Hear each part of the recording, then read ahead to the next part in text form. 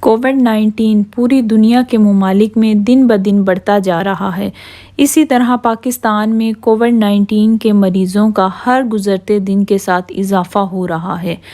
پاکستان کے مشہور و معروف مذہبی رہنما مولانا طارق جمیل صاحب کی طبیعت کچھ دن سے ناسازگار تھی، جس پر انہوں نے اپنا کورونا ٹیسٹ کروایا تو ان کے ٹیسٹ کی رپورٹ پازیٹیو آئی، جس پر ڈاکٹرز نے انہیں مشورہ دیا کہ وہ ہاسپٹل ایڈمٹ ہو جائیں تو مولانا طارق جمیل صاحب راولپنڈی کے CMH ہاسپٹل میں ایڈمٹ ہیں۔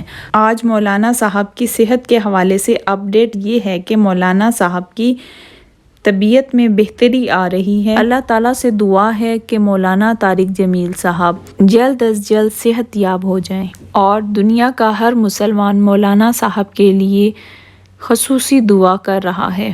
اللہ تعالیٰ مولانا طارق جمیل صاحب کو اس بیماری سے جلد از جلد صحت یاب کرے، اور پوری دنیا میں جتنے بھی مسلمان ہیں جو اس بیماری میں مبتلا ہیں جلد از جلد صحت یاب ہوں، آمین۔ پاکستان کے وزیر اعظم عمران خان نے بھی مولانا طارق جمیل صاحب کے لیے خصوصی دعا کی۔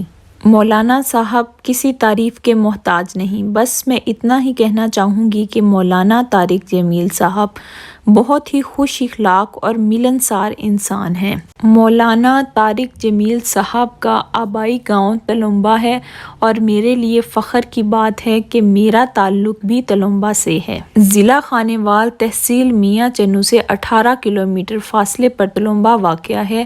مولانا صاحب نے تلمبہ میں مدارس اور مساجد بھی قائم کیے، اور اپنے آبائی گاؤں تلمبہ کے لوگوں کو اسلام کی تعلیم دینے میں کبھی بھی پیچھے نہیں رہے۔ اتنی شہرت اور مقبولیت حاصل کرنے کے باوجود مولانا صاحب اپنے آبائی گاؤں تلمبہ سے کبھی دور نہیں رہے۔ پچھلے کئی مہینوں سے مولانا صاحب اپنے آبائی گاؤں تلمبہ میں ہی قیام پذیر ہیں۔ تلمبہ رئیس آباد مولانا طارق جمیل صاحب کی رہائش گاہ پر مولانا صاحب سے ملاقات کے لیے لوگوں کی آمد کا سلسلہ جاری رہتا ہے، کیونکہ مولانا صاحب کا دلکش انداز گفتگو لوگوں کے دلوں میں گھر کر جاتا ہے۔ مولانا صاحب کا تعلق تلمبہ کے ایک زمیندار خاندان سے ہے۔ مولانا صاحب کے والد کی خواہش تھی کہ ان کے بیٹے ڈاکٹر بنیں، تو اپنے والد کی خواہش پوری کرنے کے لیے مولانا صاحب نے MBBS میں ایڈمیشن بھی لیا، لیکن اللہ تعالیٰ کو کچھ اور ہی منظور تھا، اور اللہ تعالیٰ مولانا صاحب سے کچھ خاص کام کروانا چاہتے تھے۔ مولانا صاحب کو اللہ تعالیٰ نے اسلام کی تبلیغ کے لیے چن رکھا تھا، تو جس کے فرائض مولانا طارق جمیل صاحب بخوبی سر انجام دے رہے ہیں۔ اللہ تعالیٰ مولانا طارق جمیل صاحب کو لمبی زندگی دے۔